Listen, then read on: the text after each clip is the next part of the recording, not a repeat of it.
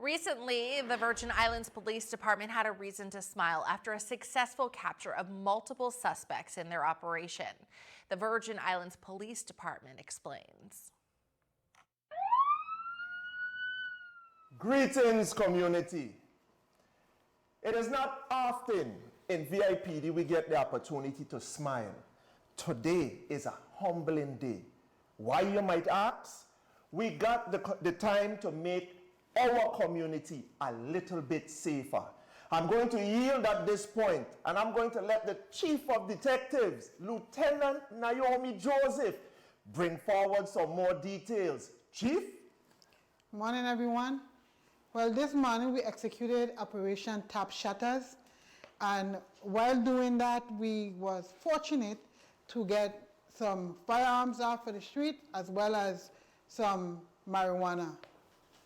At 111B Estate, Smithfield, we recovered a Glock 40 that was used in the commission of the crime that we went there for initially, which was assault third, where two individuals attacked another and then fired a shot at him. So we were able to retrieve that firearm and then find vials of marijuana and a large sum of money, which tells us that this is a home of a dealer.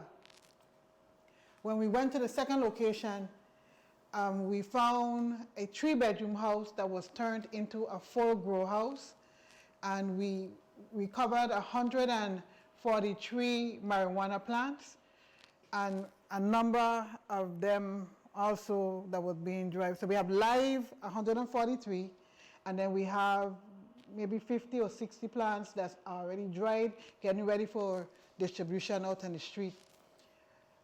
The purpose for us going to the Sign Farm is because back on October 18th, Jose Quinones III, along with another individual who we have already arrested, fire shot after two police officers when they were trying to make a traffic stop. And just before that incident, on October 8th, they fire shot after two individuals who had just left from Glen gas station, and they light them up, with the AK that we have on that table over there. So we finally got our warrants, and we went to execute. We got all the guns that was used in 3 reckless endangerment attempted murder cases and found 143 live plants. So we arrested Jose Quinones III for the 2, plus now for the guns and the drugs. Currently his bail is excess of $1 million. Mr. Randy Morales was with Jose Quinones when they attempted to kill 2 individuals by Glen. His bail is $500,000.